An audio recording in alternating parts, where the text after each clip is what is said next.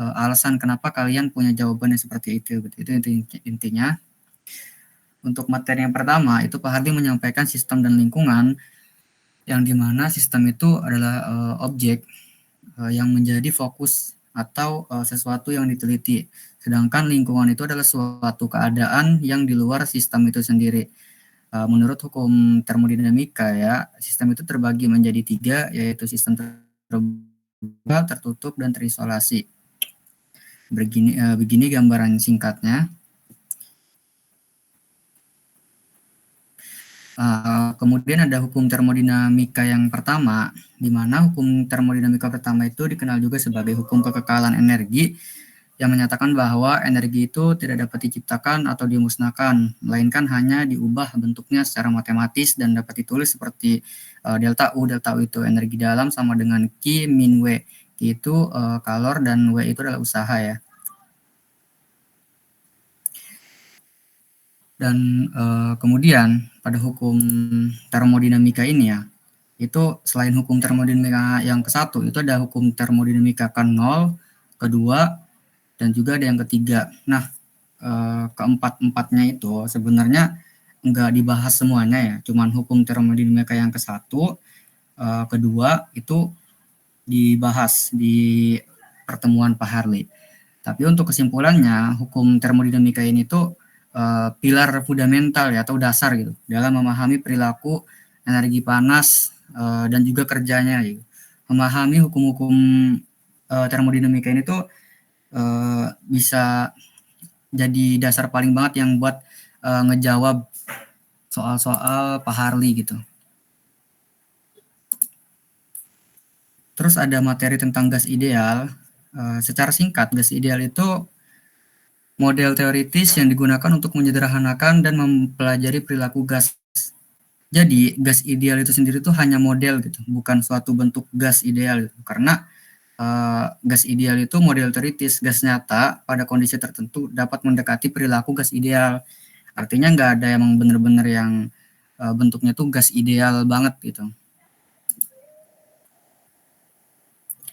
Gas ideal dan juga yang ada yang satu lagi tuh materi tentang perpindahan kalor ya, yang dari panas ke dingin. Perpindahan kalor itu juga dibahas di pertemuan Pak Harley, di mana perpindahan kalor itu fenomena di mana energi panas berpindah dari benda bersuhu tinggi ke benda bersuhu rendah. Gitu. Perpindahan itu secara alami dan merupakan proses fundamental dari berbagai peristiwa. Mekanismenya itu ada 3, konduksi, konveksi, dan juga radiasi gitu. Dan faktor-faktor yang mempengaruhi perpindahan kalor itu intinya itu ada perbedaan suhu, konduktivitas termal, media, dan juga luas permukaan. Dan kemudian di sini ada hukum gas ideal, PV-NRT. Ya di sini rumus umumnya itu PV-NRT, tapi nanti kalau misalkan di soal itu sebenarnya bisa lebih kompleks lagi ya rumusnya. Jadi kalian bisa cari nanti PV-NRT itu rumusnya mungkin secara hukumnya mungkin kayak gini, tapi nanti di soal itu bahasanya bukan lagi PV-NRT kayak diketahui gitu, tapi lebih ke secara tersirat aja gitu. Biasanya Pak Harley kayak gitu. Karena terlalu mudah kalau misalkan cuman masukin doang gitu. Dan di sini ada teorema ekipartisi energi. Di sini emang agak susahnya di sini sih teorema ekipartisi energi ini.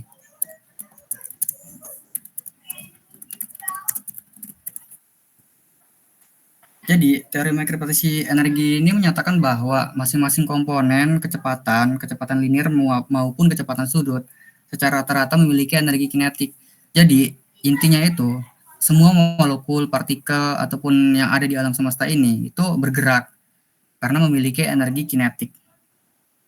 Jadi, esensi teorema ini tuh pada keseimbangan termal, energi kinetik rata-rata dan energi potensial rata-rata setiap derajat kebebasan dalam suatu sistem itu berbanding lurus dengan suhu mutlaknya. Suhu mutlak itu dilambangkan dengan T.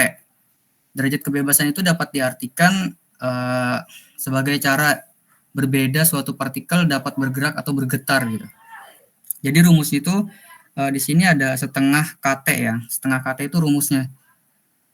Dan setengah K itu konstanta Boltzmann. Ini nilainya. Jadi nilai konstanta ini itu tetap ya karena dia konstanta. Jadi nggak mungkin berubah dan yang pasti ini tuh kemungkinan keluar karena pertemuan teorema ekipartisi energi ini itu yang paling lama dibahasnya di pertemuan Pak Hardy ini. Nah, teorema ekipartisi energi ini itu sebenarnya masuk ke materi gas ideal, getaran molekul, kapasitas panas dan yang lain-lainnya itu. Jadi gimana sih maksudnya tuh gas ideal masuk ke teorema ekipartisi? Itu digunakan untuk menjelaskan sifat-sifat gas ideal gitu, seperti tekanan, volume gitu, suhu dan yang lain-lainnya. Karena dalam penjelasannya itu kalian harus bisa menjabarkan dari teorema ini. Kayak kalian tahu gitu sifat-sifatnya gas ideal itu kayak gimana, tapi secara teoremanya ekipartisi bener nggak kayak gitu. Penjabaran di soalnya kalau misalkan ada soal tentang itu harus dijabarkan melalui teorema juga. Kemudian di situ ada getaran molekul juga. Nah, yang namanya getaran itu pasti identiknya dengan bagaimana molekul itu bisa bergetar gitu. Kemudian ada kapasitas panas, yaitu untuk memahami konsepnya aja gitu. Konsep kapasitas panas tuh apa gitu. Kapasitas panas kan secara sederhana itu kemampuan suatu benda untuk menyimpan energi panas gitu. Tapi konsep di soalnya mungkin nanti dikemas dalam bentuk yang berbeda gitu.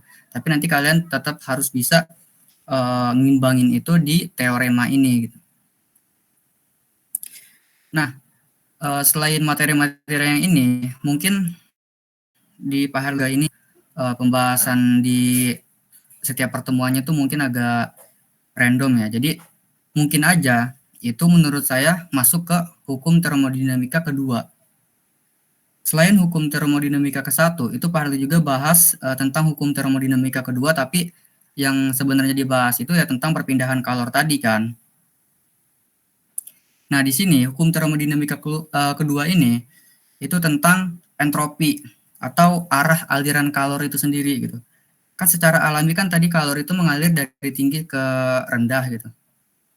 Dan terus membahas entropi juga kan. Entropi itu ketidakteraturan dalam suatu sistem dan hukum ini tuh sebenarnya mengacu pada suatu sistem yang terisolasi gitu.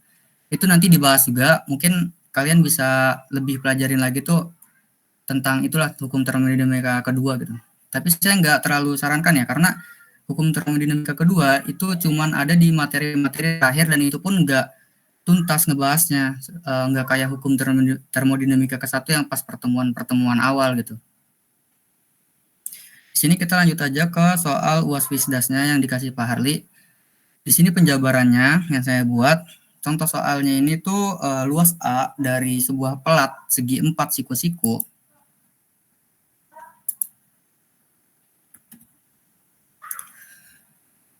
adalah AB. Koefisien ekspansi linearnya adalah alfa. Setelah suatu kenaikan temperatur delta T, maka sisi A bertambah panjang sebesar delta A dan sisi B bertambah panjang sebesar delta B di sini ya. Ini delta B, delta A. Bertambah panjangnya kayak gini. Jadi dia tuh ngerangkap yang sisi B itu bertambah panjang segini, yang sisi A itu bertambah panjang segini. Yang disuruh itu perlihatkan bahwa jika kita mengabaikan kuantitas kecil, delta A dikali delta B per AB, maka delta A sama dengan 2 alfa A dikali delta T. Nah, pembahasan singkatnya itu kayak gini.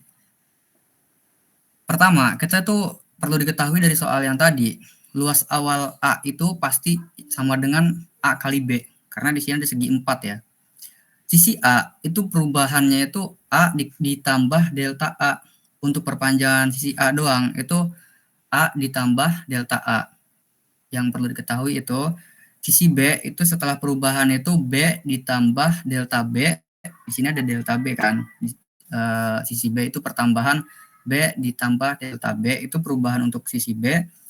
Dan setelah perubahan itu digambarkan menjadi A aksen yaitu A ditambah delta A dikali dengan B ditambah delta B. Itu luas setelah perubahannya. Nah, kemudian kita lanjut di sini. Ini ya yang luas perubahan tadi. Kemudian persamaan ini tuh dapat disederhanakan lagi. Nah, cara penyederhanaan yang seperti ini itu sebenarnya matematis aja. Matematisnya gimana gitu. Karena di sini sama dan di sini tuh suatu ketetapan alias emang nilai itu nggak berubah, nilai panjang ini itu kita ganti dengan 1. Dan terus delta A ini kan perubahan yang diakibatkan oleh temperatur tadi, kenaikan temperatur. Di sini juga tetap. Jadi delta A itu per A. Karena apa? A itu kan luas awalnya. Itu pasti jadi pembagi dari luas yang semulanya dari perubahan ini. Kayak gitu. Terus diturunkan lagi menjadi bentuk soal yang kayak gini. Terus di sini ada syarat nih. Syarat ini itu mengindikasikan bahwa nilai pembagian ini itu jika kurang dari 1 itu ada akibatnya gitu. Jika sebabnya itu kurang dari 1 maka suhu terakhir itu bakal 2 orde lebih kecil daripada 1. Artinya di sini itu bakal ada nilai yang berbeda dari perhitungan-perhitungan normalnya gitu, yaitu 2 orde lebih kecil daripada 1. Nah, kondisi ini itu sebenarnya suhu terakhir itu dapat diabaikan. Jadi menghasilkan persamaan baru dari persamaan awal yang kayak gini. Itu dihasilkan persamaannya kayak gini. Tetapi delta A itu ujung-ujungnya kenapa kayak gini? Karena dia itu sebenarnya yang dihitung itu mengabaikan delta A dikali delta B per AB.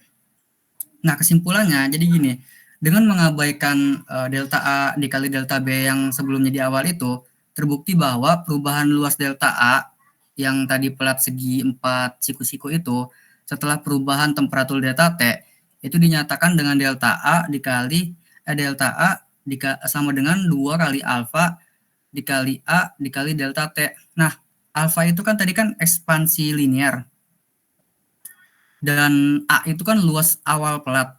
Jadi, luas awal pelat ini itu bakal secara logikanya aja, luas pelat ini itu bakal dipengaruhi oleh yang pertama koefisien ekspansi linear dan yang ketiga itu ada perubahan temperatur. Nah, jadi delta A-nya pertambahan luas pelatnya itu pasti ada ketiga unsur ini. Kenapa cuma ketiga unsur ini? Kenapa enggak ditambahin delta A per A, delta B per B? Karena pada awalnya delta A per A dan delta B per B itu diabaikan di awal gitu. Ya, Hanif Zaidan. Harlan itu fontnya nyaru gitu loh warnanya. Ngeblur gitu. Oh, bisa diubah nggak? Maksudnya enggak, ini enggak jelas kayak ini.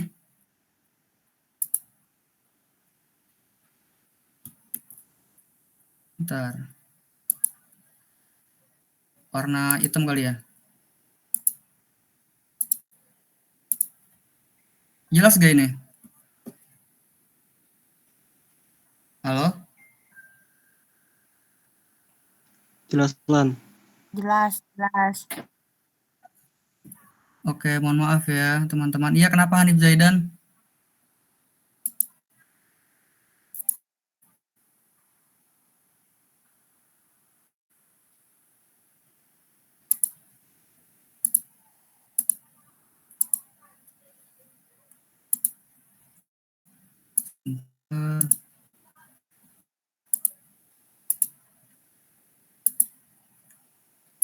Ini untuk soal pertama, apakah ada pertanyaan terlebih dahulu?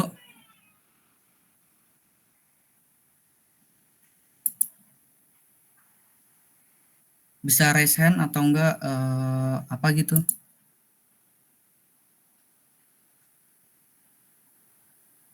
Kalau enggak ada mungkin kita lanjut ke soal nomor 2 ya. Sebenarnya tuh intinya kalian tuh harus tahu dulu apa yang nyebabin perpanjangan si kotak ini. Kenapa bisa dia tuh panjang gitu? Karena kan tadi kan kenaikan temperatur. Arlan, kedengeran nggak suara gue? Kedengeran. Gue pengen nanya dong soal yang nomor 1 tadi.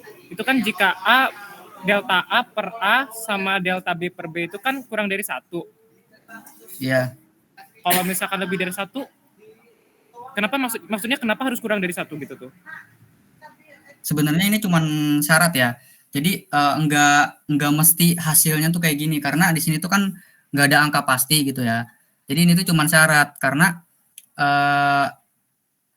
dalam perhitungan itu kan angkanya tuh nggak pasti gitu loh. Kayak bisa aja tuh angkanya tuh imajiner atau enggak angkanya tuh emang yang enggak agak-agak sulit gitu loh.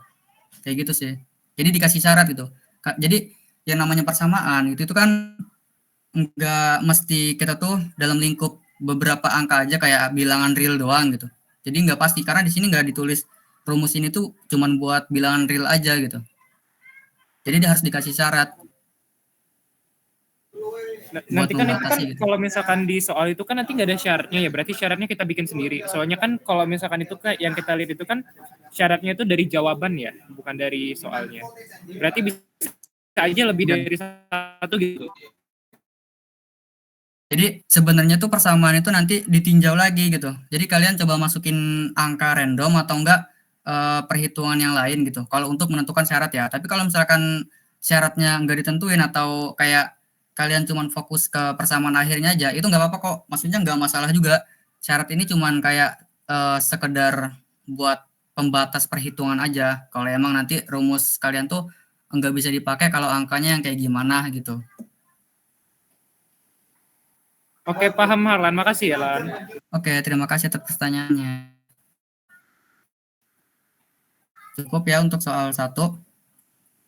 Kita lanjut soal yang nomor 2. Untuk pembahasan soal nomor 2 ini, sebenarnya saya agak ragu ya untuk menjelaskannya, karena di sini terdapat beberapa kekeliruan gitu mungkin ya. Jadi kita bahas sama-sama di sini. Soalnya itu tinjaulah sebuah termometer air raksa di dalam gelas. Anggaplah bahwa penampang pipa kapilernya itu adalah konstan sebagai A0 dan V0 sebagai volume bola air raksa pada 0 derajat. Jika air raksa tersebut persis mengisi seluruh volume bola pada suhu 0,0 derajat Celcius ini, yang disuruh perlihatkan bahwa panjang kolom air raksa di dalam pipa kapiler pada temperatur T adalah L sama dengan V0 dikali beta per A0, yakni sebanding dengan temperatur dengan beta adalah koefisien ekspansi, dan kemudian volume air raksa dan alfa adalah koefisien ekspansi linear dari gelas. Nah, di sini itu kan nggak disuruh untuk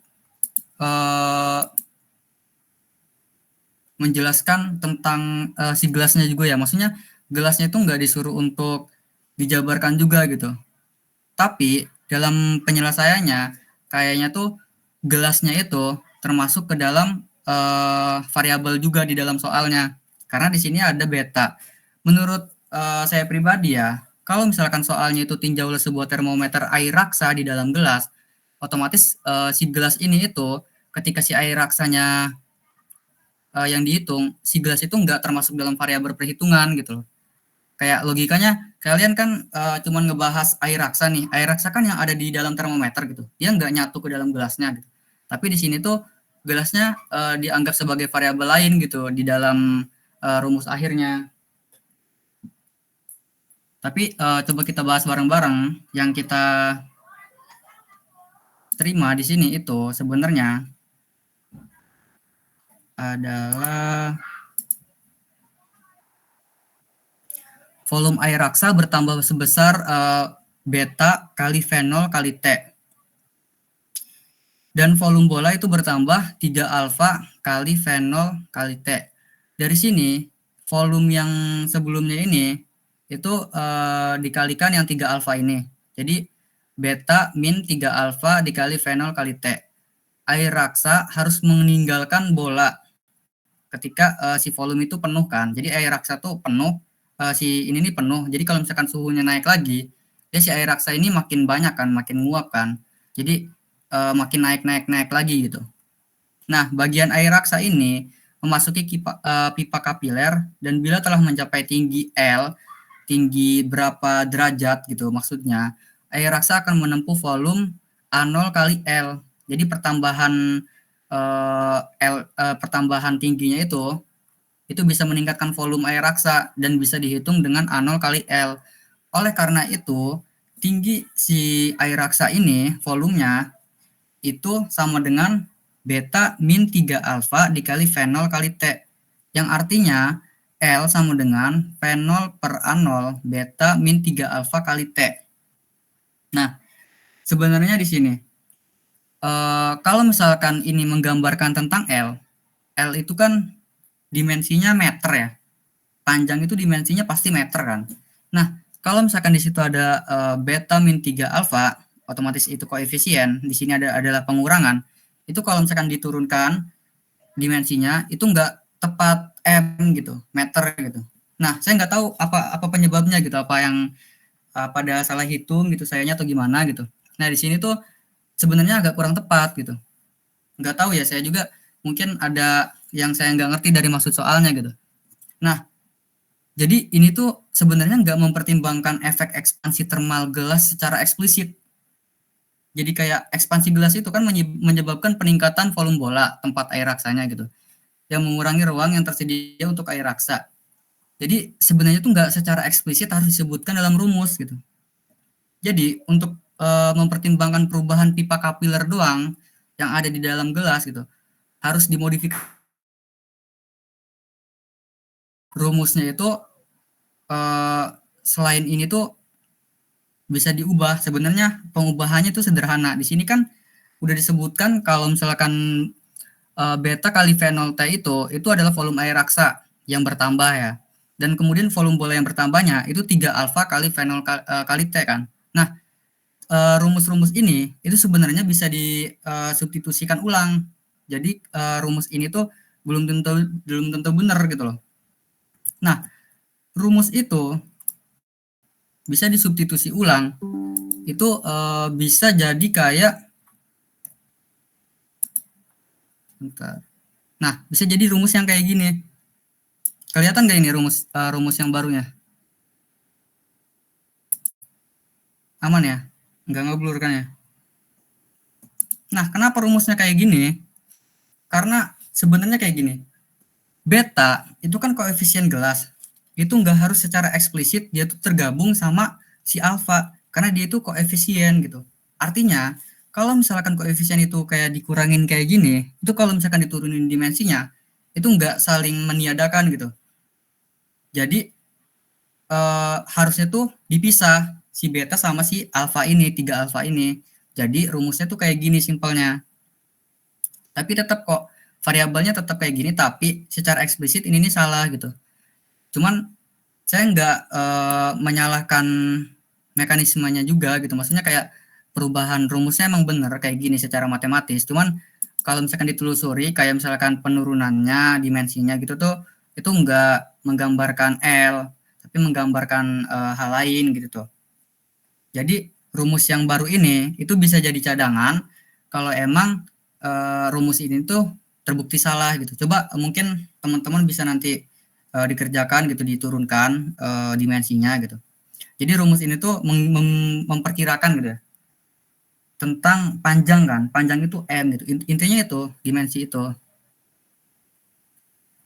Yang saya tangkap di soal ini itu adalah sebuah termometer air raksa di dalam gelas gitu. Jadi kita nggak harus menggabungkan koefisien ekspansi linier dengan si koefisien air raksanya, ekspansinya gitu. Itu nggak mungkin karena nanti penurunan dimensinya beda. Apakah ada yang perlu ditanyakan atau mungkin ada yang udah tahu gitu, maksudnya ini loh gitu caranya gitu.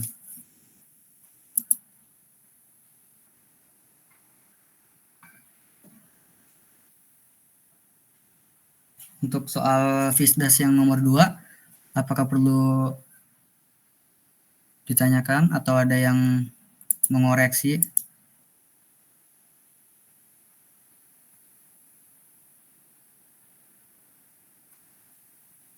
Kalau nggak ada, kita lanjut ke soal Fisdas nomor 3 ya.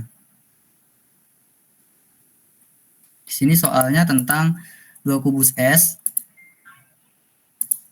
yang masanya itu masing-masing adalah 50 gram dijatuhkan ke dalam air yang masanya 200 gram di dalam sebuah gelas. jika temperatur air mula-mula adalah 25 derajat, dan jika es datang langsung dari sebuah peti yang berekspansi pada temperatur minus 15 derajat, maka akan menjadi berapakah temperatur air minum tersebut? Kalor es itu kira-kira 0,50 kalori per gram. Kemudian di dalam jangkauan nilai ini, dan kalor yang diperlukan untuk melebur air kira-kira 80 kalori per gram. Jadi di sini udah diketahui ya, massa 2 kubus es itu 50 gram. Kemudian ada massa air itu 200 gram, dan suhu air itu ada 25 derajat. Di sini 25 derajat suhu air mula-mula, dan suhu awal es itu minus 15 derajat, kalor jenis dan kalor lebur itu diketahui. Pertama, kita perlu menghitung kalor untuk mencairkan es. Itu berapa sih kalornya gitu.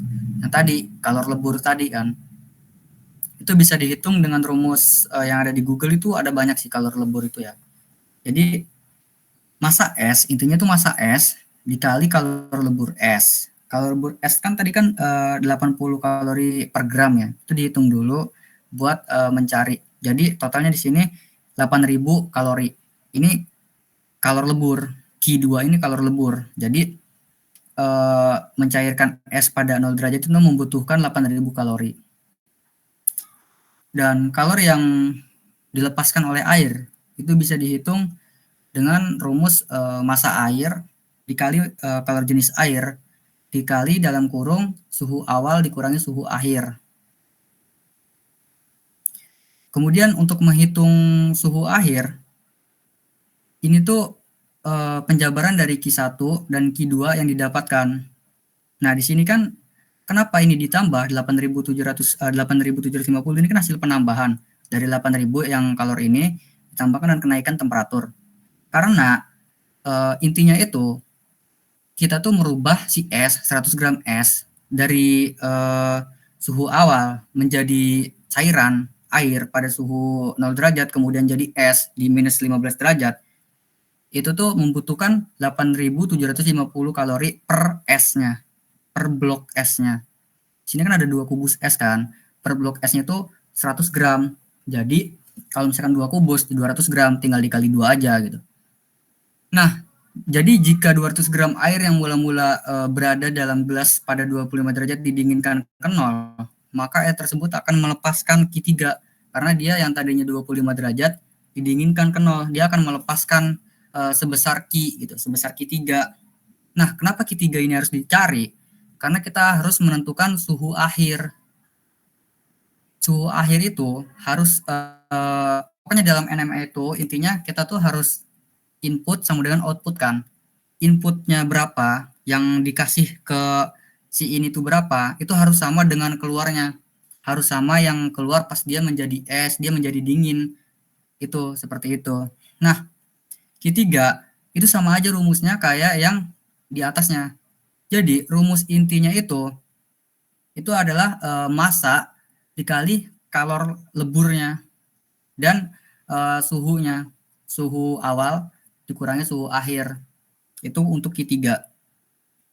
Jadi didapatkan nilai 5.000 kalor. Sekarang Q3 ini jadi lebih besar daripada Q1, tetapi kurang dari Q1 plus Q2. Nah, sebenarnya di sini tuh temperatur keseimbangan itu yang 0 derajat itu sebenarnya es itu tidak seluruhnya mencair karena di sini terjadi perbedaan. Yang satu 5.000, yang satu 8.750. Kan seharusnya kalau misalkan kita menghimpun suatu hukum yang input sama dengan output, itu tuh pasti salah soal pembahasan ini tuh salah gitu. Kalau misalkan kita harus menghimpun soal itu, tapi dikasih alasan nih. Alasannya kenapa kalau misalkan ini kok bisa beda gitu dari yang sebelumnya, seharusnya kan 8.750 nih gitu. Kok ini cuma 5.000 gitu. Jadi itu karena si esnya itu tidak seluruhnya mencair. Dia itu masih ada kalor yang belum dilepaskan gitu. Jadi nggak sama nih 8.750, berarti ada sekitar 3.750 kalor lagi yang belum dilepaskan. Artinya sepertiga dari es itu tuh belum sepenuhnya mencair gitu. Itu yang namanya tuh penjabaran soal gitu, penjabaran jawaban. kan kalau misalkan kalian bahas ini seharusnya input sama dengan output gitu. Di awal kalian bahas itu. Tapi di akhir kok nilainya beda gitu. Itu bisa ditambahkan alasan kenapa kalian dapat jawaban yang seperti itu gitu. Jadi untuk penentuan suhu akhirnya itu menggunakan asas kesetimbangan kalor. Suhu akhir itu dihitung dari kalor air. Kalor yang dilepaskan oleh air itu berapa kalor. Cara menghitungnya 200 gram tadi itu disatukan ya. Ini kan cuma 100 gram tadi, satu balok es. 200 gram tadi itu dikali sama kalor leburnya, kemudian dikali sama perubahan suhunya, yaitu dari 25 derajat ke minus 15 derajat Celcius ini. Itu dikurangin dulu, 25 dikurangi minus 15, jadi berapa itu? Dikali 200 gram dikali 1 kalori per gram, itu kalor jenis air ya, kalau misalkan masih belum ini. Jadi dikali itu hasilnya itu suhu akhirnya. Coba bentar saya hitung. Kalau di saya suhu akhirnya itu 5 derajat. Nah, 5 derajat itu dari mana? Jadi penjabarannya itu suhu akhir itu kan dari 25 derajat suhu awal dikurangi sama kalori yang berkurangnya, yang berkurang totalnya. Di sini kan tadi kan dari 8.750 terus ada 5.000 kalori yang teridentifikasi dan 3.750 kalori yang enggak teridentifikasi. Jadi dari total itu si 3.750 kalori itu dikali sama kalor lebur. Kalor lebur ini berapa? Kalau kalor lebur tadi yang 80 kalori per gram. Dikali yang itu dikurangi itu jadi suhu nanti karena kalor per derajat itu nanti kan kalornya kan dicoret ya. Kayak apa ya? Dimensinya tuh ada nanti di situ. Kalian coba hitung nanti ada. Itu nanti jadi 20 derajat, minus 20 derajat suhu akhirnya. Maksudnya suhu setelah dilepas kalornya itu minus 20 derajat dan 25 dikurangi minus 20. Jadi 5 derajat sama dengan suhu akhirnya. Karena suhu kesetimbangan di sini yang 0 derajat itu salah kan? Karena esnya tidak seluruhnya mencair. Jadi kita hitung lagi nih gitu. Suhu kesetimbangannya berapa? Ternyata minus 5 derajat gitu yang benernya. Yang ketika suhu es itu mencair sepenuhnya gitu. Itu soalnya kayak gitu. Dan untuk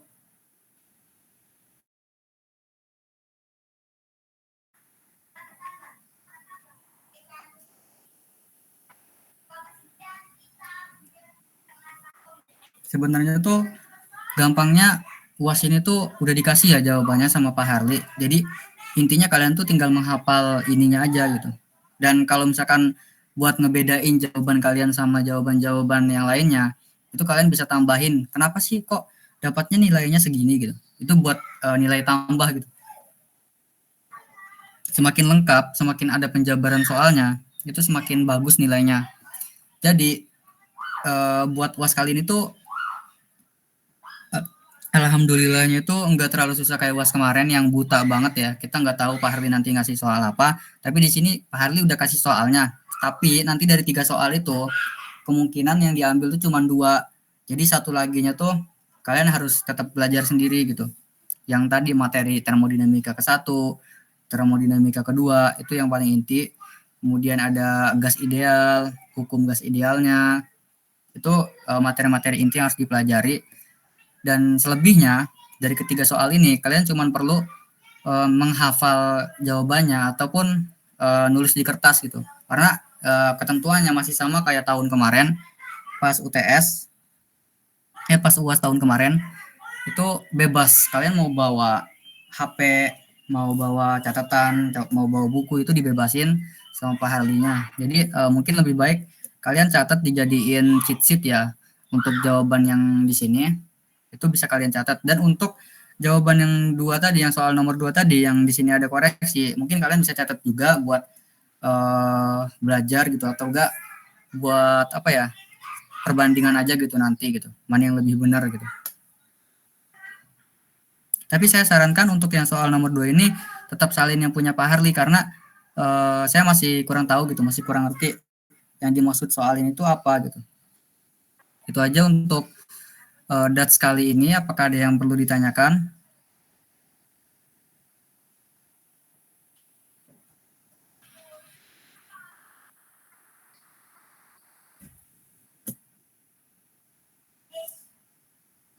Oke, jika tidak ada, saya tutup aja. Wassalamualaikum warahmatullahi wabarakatuh. Terima kasih atas perhatiannya. Saya kembalikan ke moderator. Baik, terima kasih Harlan atas tutornya hari ini. Untuk teman-teman nanti jangan lupa ya buat isi G-form-nya buat latihan DATS hari ini. Mungkin untuk malam ini DATS dicukupkan saja. Kurang lebihnya mohon maaf. Wassalamualaikum warahmatullahi wabarakatuh. Waalaikumsalam warahmatullahi wabarakatuh.